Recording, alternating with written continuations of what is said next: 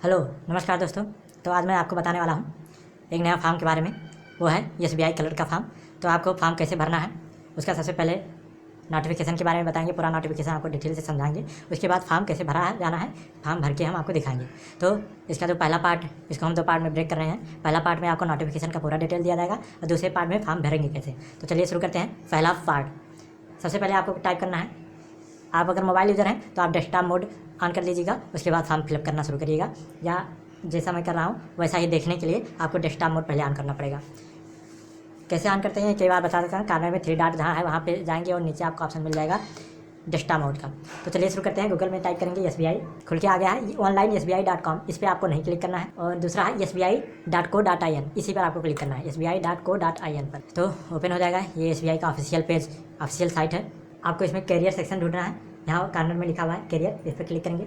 उसके बाद इसमें आप फेक सिलेक्शन लेटर और फ्रॉडों से बच कर रहें, ऐसा ही इसमें कहा गया है। तो इसको हम कट करते हैं और स्क्रॉल डाउन करते हैं और यहाँ पर जॉइन SBI, इसमें recruitment result achieve current opening में आपको क्लिक करना है। जॉइन SBI में नीचे सेकेंड वाला करंट ओपनिंग क्लिक करेंगे। उसके बाद ये खुल के आ रहा है। करंट ओपनिंग्स में जो सबसे ऊपर है recruitment of junior associate customer support and sales. Online registration of application and payment का फीस है का लास्ट डेट है 27/4/2021 टू 17/5/2021 तक। तो इसी पर आपको क्लिक करना है। चलिए क्लिक करते हैं और यहाँ डाउनलोड एडवर्टाइजमेंट इंग्लिश लिखा हुआ है। यहाँ से पहले एडवर्टाइजमेंट डाउनलोड करेंगे और फिर अप्लाई ऑनलाइन, उसके बाद में सेकंड पार्ट में करके दिखाएंगे। 27 अप्रैल 2021 से 17 मई 2021 तक ये फॉर्म भरा जाने वाला है। तो सबसे पहले एडवर्टाइजमेंट डाउनलोड करके देखते हैं और उसे देखते हैं क्या लिखा है उसमें। तो ये आपका एडवर्टाइजमेंट, डिटेल एडवर्टाइजमेंट डाउनलोड हो गया है कि एप्लीकेशन इनवाइट किया जा रहा है इंडियन सिटीजन के लिए appointment for the junior associate customer support and sales में in State Bank of India. और कैंडिडेट अप्लाई कर सकते हैं केवल एक स्टेट में ही। मतलब इसमें जो वैकेंसी आपको नीचे दिख रही है इसमें ढेर सारी वैकेंसी है। टोटल वैकेंसी है, टोटल है 4915। तो ये जो 4915 वैकेंसी है ये अलग अलग स्टेट में डिफाइंड है, जैसा कि इसमें दिखाया गया है कि किस स्टेट में कितनी वैकेंसी है।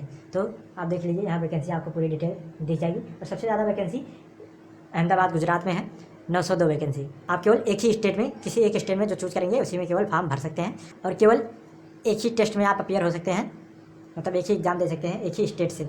ऐसा नहीं कि 2-3 फॉर्म भर के और फिर एग्ज़ाम दीजिए। और कैंडिडेट जिस भी स्टेट के लिए फॉर्म भर रहे हैं उन्हें वहाँ की लोकल लैंग्वेज पढ़ना, लिखना, बोलना और समझना आना चाहिए बहुत अच्छे से। यानी लोकल लैंग्वेज के बारे में जानकारी आपको होनी चाहिए, तभी आप अप्लाई कर पाएंगे। और आपका अगर रिटर्न निकल जाता है तो बाद में आपका टेस्ट लिया जाएगा कि आप वहाँ की लोकल लैंग्वेज आपको आती है या नहीं। मेंस एग्ज़ाम हो जाने के बाद किया जाएगा। जो इस लोकल लैंग्वेज के टेस्ट में पास नहीं हो पाएंगे उन्हें डिसक्वालीफाई कर दिया जाएगा या अपॉइंटमेंट के लिए ऑफ़र नहीं किया जाएगा। और कैंडिडेट जो 12th मार्कशीट में या 10th में वहाँ की लोकल लैंग्वेज लेके पढ़ चुके हैं और उनके मार्कशीट में ऐसा मेंशन्ड है तो उनको ये टेस्ट नहीं देना होगा। यानी आप अगर यूपी के हैं और आपको ले रखा है 10th या 12th में तो आपको ये टेस्ट देने की आवश्यकता नहीं रहेगी। आपको मान लिया जाएगा कि आप एलिजिबल हैं इसके लिए, यानी लैंग्वेज टेस्ट उसके लिए रिकॉर्ड नहीं होगा। और इसमें किसी भी सूरत में आपको इंटर सर्कल ट्रांसफ़र या इंटर स्टेट ट्रांसफ़र नहीं दिया जाएगा। और जो प्रिलिमिनरी एग्ज़ाम है वो जून 2021 के मंथ में ऑर्गेनाइज किया जाएगा और जो मेंस एग्ज़ाम है वो जुलाई के महीने में ऑर्गेनाइज किया जाएगा। और ये वैकेंसी आपको देख लेने हैं। गुजरात में सबसे ज़्यादा 902 वैकेंसी है और कैटेगरी वाइज वैकेंसी भी डिफाइंड है। आप ये आराम से चेक कर लीजिए अपनी स्टेट, जिस भी स्टेट से बिलोंग करते हैं। यहाँ आपको दिख जाएगा लैंग्वेज आप किस स्टेट के हैं, वहाँ कौन सी लैंग्वेज चलती है। आप देख के वैकेंसी देख लीजिए और समझ लीजिए जिसमें आपको भरना है वो पहले ही डिसाइड कर लीजिए। तो जैसे गुजरात में गुजराती लैंग्वेज आपको आनी चाहिए। लखनऊ या दिल्ली सर्कल उत्तर प्रदेश में जो कि आता है हिंदी या उर्दू। और इसमें टोटल पोस्ट है 350। कैटेगरी वाइज अपना देख लीजिएगा। तो चलिए बस ये हो गया। आप अपना देख के सेलेक्ट कर लीजिए जिसमें भी जिस भी स्टेट में आपको भरना है वो सिलेक्ट कर लेंगे। और उसके बाद आगे देखते हैं। तो नीचे यहाँ और जो यहाँ इंपॉर्टेंट नोट में लिखा हुआ है कि जो ओबीसी से बिलोंग करते हैं और क्रीमिलियर में आते हैं वो ओबीसी की तरह ट्रीट नहीं किए जाएंगे, वो जनरल की तरह ट्रीट किए जाएंगे। तो ये इंपॉर्टेंट नोट में पहला वाला यही था। दूसरा वाला, अगर आप नॉन क्रीमिलियर से बिलोंग करते हैं तो आपको जो सर्टिफिकेट, कास्ट सर्टिफिकेट होगा उसमें ऐसा मेंशन होना चाहिए और वो 1 अप्रैल 2021 के बाद का, जब तक कि आपका सिलेक्शन होने के जस्ट पहले तक, इसके बीच में आपका वो सर्टिफिकेट बना होना चाहिए। और रिजर्वेशन EWS वालों के लिए लागू होगा। और अगर यहाँ डिस्क्लेमर में लिखा है वो जो सर्टिफिकेट है या उसमें कुछ गड़बड़ लगता है उनको तो उनका अपॉइंटमेंट प्रोविजनल मान लिया जाएगा, और जब तक कि उनका वेरिफिकेशन नहीं हो जाता है जो भी सर्टिफिकेट उन्होंने मौजूद किया है वो सही ही हो। और जो कैंडिडेट एसबीआई में काम कर रहे हैं क्लर्कियल या ऑफिसर कैडर में, वो एलिजिबल नहीं होंगे अप्लाई करने के लिए। और जो क्लर्कियल या ऑफिसर कैडर में बिलोंग करते थे लेकिन फिलहाल वो पोस्ट पर नहीं है, तो वो भी एलिजिबल नहीं होंगे भरने के लिए। और जिनके साथ भी कैरेक्टर का कोई लफड़ा है वो भी अप्लाई करने के लिए एलिजिबल नहीं होंगे। तो चलिए दिखाते हैं एलिजिबिलिटी क्राइटेरिया। एज आपका 20 साल से कम नहीं, 28 साल से ज़्यादा नहीं, और ये 1 अप्रैल 2021 तक होना चाहिए। और उनका डेट ऑफ बर्थ लाई करना चाहिए 2 अप्रैल 1993 से 1 अप्रैल 2001 तक, मतलब इसके बीच में कोई सा भी डेट ऑफ बर्थ है तो आप इंक्लूड किए जाएंगे। किसी कैटेगरी से बिलोंग करते हैं तो आप एज में रिलैक्सेशन आपको मिल सकता है, जैसे SC ST को 5 साल का, OBC को 3 साल का, PWD जनरल EWS का 10 साल का, PWD SC ST का 15 साल का, और PWD OBC 13 साल का। और अगर आप एक्स सर्विस मैन रह चुके हैं जैसे आर्मी वगैरह में, तो आप जितने साल आपने सर्विस किया है उससे प्लस 3 साल और ऐड कर लीजिए, इतना आपको छूट मिलेगा एज में। और वो 50 साल तक ही मान्य होगा, मतलब आप 50 साल से ऊपर हो गए हैं तो अप्लाई नहीं कर सकते हैं। और विडो डिवोर्स्ड वुमेन या वुमेन सेपरेटेड फ्रॉम है, मतलब अपने पति से अलग की गई, उनके लिए 7 साल का मैक्सिमम रिलैक्सेशन मिलेगा। और जो भी ये इसमें से कोई सा भी अगर रिलैक्सेशन लेना चाहते हैं तो उनको कैटेगरी सर्टिफिकेट प्रस्तुत करना होगा। और आपको जो रिलैक्सेशन मिल रहा है वो रिलैक्सेशन एक रिलैक्सेशन किसी दूसरे रिलैक्सेशन के साथ मैच करके के लिए आप डबल का फ़ायदा नहीं ले सकते। जैसे आप मान लीजिए कि सेना में भी हैं और चाहते हैं कि PWD और सेना दोनों का लाभ मिले, तो ऐसा नहीं होगा। जैसा कि इसमें डिफाइंड है उसी एक कैटेगरी से आप बिलोंग कर रहे होंगे और कोई एक ही मिलेगा आपको बेनिफिट। एकेडमिक क्वालिफिकेशन 16 अगस्त 2021 के पहले होना चाहिए। आपका ग्रेजुएशन होना चाहिए किसी भी डिसिप्लिन में इंडिया के किसी भी रिकॉग्नाइज्ड यूनिवर्सिटी से, और वो 16 अगस्त 2021 के पहले का होना चाहिए। जो ग्रेजुएशन में अपियरिंग में है क्योंकि फाइनल ईयर वाले वो भी फॉर्म ये भर सकते हैं, बशर्ते उनका जो रिजल्ट होना चाहिए वो पास आउट होना चाहिए 16 अगस्त 2021 के पहले। तो ये हो गया, तो ये सब अपना पढ़ लीजिएगा। Reservation for person with disability यानी PWD। और फिर विजुअल इम्पेयरमेंट, इसमें ब्लाइंडनेस या लो विजन या हियरिंग इम्पेयर्ड है, तो आप अपने कैटेगरी के अनुसार आप देख लीजिए कि आप एलिजिबल हैं कि नहीं। इसके बारे में पूरा नोटिफिकेशन आप ध्यान से पढ़ेंगे। अगर कहीं कोई दिक्कत होती है तो आप कमेंट करिएगा, हम आपका रिप्लाई करने की कोशिश करेंगे जल्द से जल्द और आपकी समस्या को सॉल्व करेंगे। सिलेक्शन प्रोसीजर में क्या होगा, सबसे पहले आपको ऑनलाइन टेस्ट होगा 2, उसमें से एक प्रिलिमिनरी होगा और दूसरा मेन एग्जाम होगा। और उसके बाद अगर जो लोकल लैंग्वेज आपने चूज़ कर रखा है, अगर वो 10th 12th के मार्कशीट में वो लैंग्वेज इंक्लूडेड नहीं है तो आपका उसका अलग से टेस्ट लिया जाएगा, यानी प्री मेन और स्पेसिफाइड जो भी लोकल लैंग्वेज है उसका टेस्ट होगा। तो फेज 1 में प्रिलिमिनरी एग्जाम में आपका एग्जाम होगा 100 मार्क्स का, जिसमें से इंग्लिश लैंग्वेज आएगा 30 क्वेश्चन 30 मार्क्स का जो 20 मिनट मिलेगा। और फिर न्यूमेरिकल एबिलिटी 35 क्वेश्चन 35 मार्क और वो भी 20 मिनट का रहेगा। और तीसरा रहेगा रीजनिंग एबिलिटी, वो 35 क्वेश्चन 35 मार्क्स और वो भी ड्यूरेशन 20 मिनट का, मतलब टोटल 100 क्वेश्चन 100 मार्क्स और 1 घंटे का होगा। और प्रत्येक टेस्ट है, जैसे कि इंग्लिश लैंग्वेज हुआ तो ये 30 क्वेश्चन आएंगे 30 मार्क्स के और ये 20 मिनट ड्यूरेशन ही चलेगा, उसमें आप दूसरा कोई नहीं खोल पाएंगे। मतलब सबके लिए सेपरेट टाइमिंग जैसा कि यहाँ बताया गया है रहेगा। उसके बाद दूसरा जो एग्जाम होगा वो मेंस एग्जामिनेशन होगा और उसमें जनरल फाइनेंशियल अवेयरनेस 50 क्वेश्चन रहेगा 50 मार्क्स का, जिसके लिए मिलेगा ड्यूरेशन 35 मिनट। जनरल इंग्लिश रहेगा 40 क्वेश्चन 40 मार्क्स का और उसके लिए ड्यूरेशन मिलेगा 35 मिनट। और क्वालिटेटिव एप्टीट्यूड 50 क्वेश्चन रहेंगे जिसका मार्क्स मैक्सिमम रहेगा 50 और ये इसका ड्यूरेशन होगा 45 मिनट।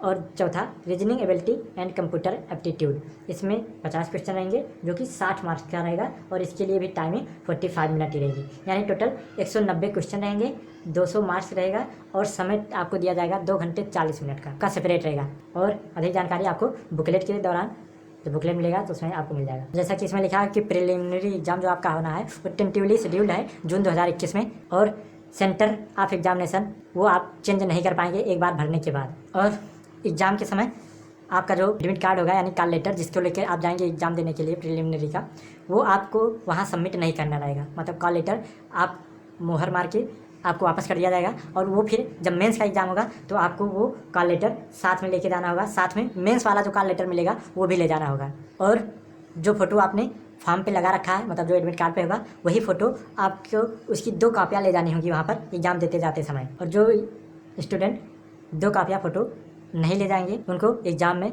अपीयर नहीं होने दिया जाएगा। पे स्केल है, स्टार्टिंग है 19,900 रुपये से, जैसा कि इसमें लिखा है पे स्केल। और फिर उसके बाद कॉल लेटर फॉर एग्जामिनेशन, इसमें प्रिलिमिनरी एग्जामिनेशन जो होना है वो जून में होना है और उसके लिए एडमिट कार्ड वेबसाइट से 1 जून 2021 को डाउनलोड किए जाएंगे। ये डेट अभी टेंटेटिवली डेट है और मेंस एग्जामिनेशन के लिए 19 जुलाई 2021 को कॉल लेटर इशू हो जाएगा। और कोई भी हार्ड कापी आपको पोस्ट के द्वारा नहीं भेजी जाएगी कॉल लेटर के लिए, प्रिलिमिनरी या मेंस किसी भी एग्ज़ाम के लिए। मतलब आपको साइट से जा करके खुद से डाउनलोड करके ले जाना रहेगा। और साथ में जो आइडेंटिटी प्रूफ लेके जाना रहेगा जिसमें आपका फ़ोटो लगा हुआ हो, मेंस और प्रीलिम्स एग्ज़ाम दोनों के लिए। तो वो होना चाहिए passport, Aadhaar card, PAN card, driving licence, voter ID card, bank pass या कॉलेज स्कूल के द्वारा इशूड फोटो आईडी कार्ड या गजेटेड ऑफिसर के द्वारा लेटर हेड, जो भी आपके पास अवेलेबल हो वो आपको प्री और मेंस दोनों एग्जाम के समय वो फोटो आईडी कार्ड लेके जाना होगा। और फिर बायोमेट्रिक वेरिफिकेशन किया जाएगा वहाँ पर, प्री में भी मेंस में भी बाएं अंगूठे का निशान लिया जाए, अदरवाइज आपके आँखों का बायोमेट्रिक किया जा सकता है। और एग्ज़ाम देने के पहले आपको मेहंदी या कोई केमिकल हाथों में लगा के नहीं जाना है, जिससे कि आप पर थोड़ा सा भी डाउट जाए, जैसे कि अंगूठे पर आप मेहंदी लगा के जाएँ और वहाँ पर आपका फिंगर ही ना आ पाए।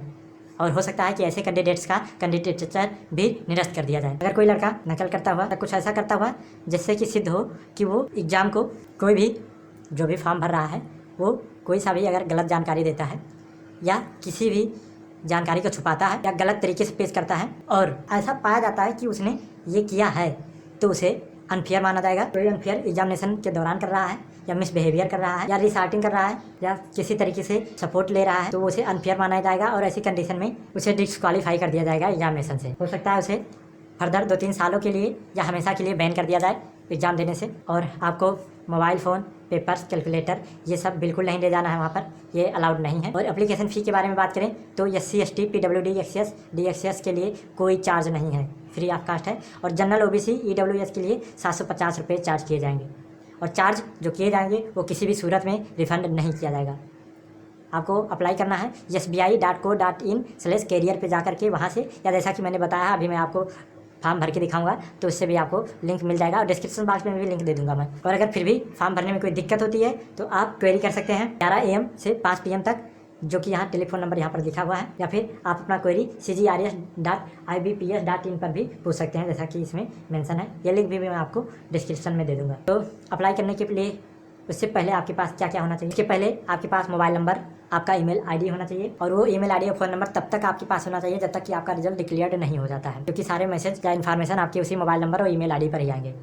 और साथ में आपके पास होना चाहिए फोटोग्राफ, स्कैन कॉपी, जो भी मैं बता रहा हूँ ये सब स्कैन कॉपी होनी चाहिए, जैसे फोटोग्राफ की, सिग्नेचर की, लेफ्ट हैंड थंब की और हैंड रिटन में एक डिक्लेरेशन होना चाहिए, जो कि जैसा यहाँ लिखा है। यहाँ नाम आपका होना चाहिए, डेट ऑफ बर्थ, यहाँ डेट ऑफ बर्थ लीजिए। Hereby declare that the all the information submitted by me in the application form is correct, true and valid. I will present the supporting document as and when required. The signature photograph and left hand thumb impression each of mine. ये declaration लिख करके इसको भी scan करके आप रख लेंगे form भरने के पहले ही। अगर लेफ्ट हैंड में आपके थंब नहीं है या किसी कारणवश, तो आप राइट हैंड का थंब भी अप्लाई कर सकते हैं, लेकिन ये उन्हीं के लिए है जिसके पास लेफ्ट हैंड का थंब नहीं है। उसके बाद एप्लीकेशन इसकी ऑफिशियल साइट पे जाके अप्लाई जहाँ लिखा था उसको ओपन करेंगे, उसके बाद पूरा फॉर्म भरेंगे और उसके बाद फॉर्म भरने के बाद प्रीव्यू आएगा। प्रीव्यू में आप देख सकते हैं कि आपका जो फॉर्म भरा गया है वो सारे डिटेल सही है कि नहीं। साथ में सबसे ज़्यादा ज़रूरी चीज़ कि आपका जो फोटो है, जो सिग्नेचर है और जो डिक्लेरेशन आपने अपलोड किया है, लेफ्ट हैंड थंब इम्प्रेशन, ये एकदम क्लियर्ड होना चाहिए। अगर क्लियर नहीं दिख रहा है, धुंधला आ रहा है, तो आपका फॉर्म रिजेक्ट किया जा सकता है। तो आपको क्लियर्ड एकदम फोटो, सिग्नेचर, थंब रखना है। और उसके बाद प्रीव्यू आने के बाद आप देख सकते हैं कि आपका कैसा थंब दिख रहा है, कैसा आपका फोटो दिख रहा है और सारे डिटेल कैसे सही सब भरे गए हैं कि नहीं। अगर सारे डिटेल सही हैं तो आप सबमिट करेंगे, उसके बाद पेमेंट करेंगे और आपका रजिस्ट्रेशन और पूरा फिलअप फॉर्म सक्सेसफुल हो जाएगा। फोटो कैसा होना चाहिए इसके बारे में थोड़ा डिस्कस कर लेते हैं। अगर एक बार आपका फॉर्म भरा जा चुका है तो किसी भी सूरत में कोई सा भी डिटेल एडिट नहीं कर सकते, मतलब कोई सा भी करेक्शन नहीं हो पाएगा। और सारी जानकारियाँ अनाउंसमेंट सेक्शन 17 इसमें है। कोई सा भी जानकारी आपको अगर इससे संबंधित मिलेगी इन्फॉर्मेशन तो वो इसके ऑफिशियल साइट पर ही मिलेगी, आपको किसी और की बात नहीं सुनना है। जैसा कि मैं भी दिखा रहा हूँ आपको, जो भी इन्फॉर्मेशन दे रहा हूँ सब ऑफिशियल जानकारी ही दे रहा हूँ और इसको आप खुद से भी देख के वेरीफाई कर सकते हैं। जो भी प्रोसीजर मैंने बताया है, जो डॉक्यूमेंट है वो सब मैंने बता दिया है। आपका जो फोटोग्राफ होना चाहिए वो 4.5 सेंटीमीटर गुड़े 3.5 सेंटीमीटर का होना चाहिए, जैसा कि यहाँ लिखा हुआ है। आप ब्लैक कलर का ग्लास पहन के फ़ोटो नहीं लेंगे। आपका बैकग्राउंड जो होना चाहिए वो व्हाइट होना चाहिए फ़ोटो की, और आपका चेहरा सीधे कैमरे की तरफ होना चाहिए। पीछे बैकग्राउंड में परछाई वगैरह नहीं आनी चाहिए। तो अगर आप ग्लास पहनते हैं तो फ़ोटो लेते वक्त ये ध्यान रखेंगे कि आपके आँखें लाल नहीं दिखनी चाहिए। ऐसा हो रहा है तो फिर से फ़ोटो लीजिए। Cap, hats, dark glasses accept नहीं किए जाएंगे। और अगर कोई रिलीजियस हेडवियर है तो वो आप पहन सकते हैं, लेकिन वो आपका चेहरा नहीं ढकना चाहिए।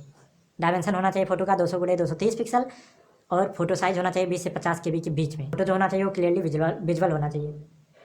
और जो भी फ़ोटो ये तैयार होता है इसकी 4 कॉपियाँ कम से कम निकलवा लेना, और इसको हर बार जब एग्ज़ाम देने जाएंगे, प्री का एग्ज़ाम, मेंस का एग्ज़ाम, तो 2-2 कॉपी फ़ोटो आपको लेके जाना है साथ में।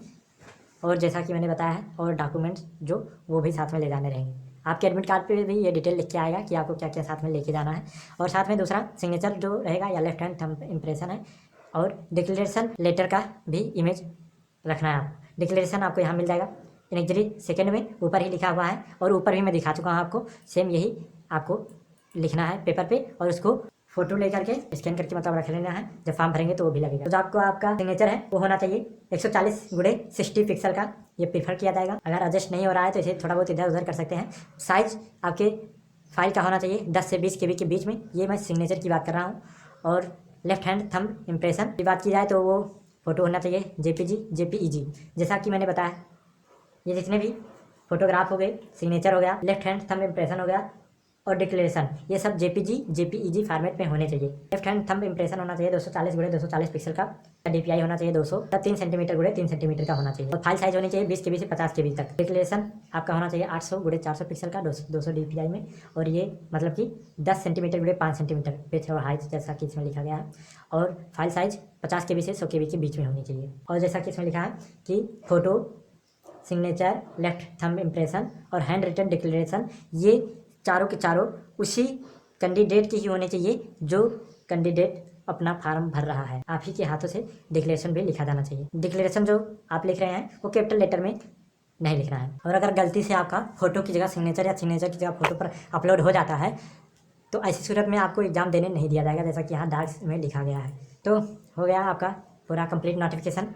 Okay, thank you. अगले पार्ट में मैं दिखाऊंगा कि आपको फॉर्म भरना कैसे है, अप्लाई करके मैं दिखाऊंगा। Okay, thank you for watching.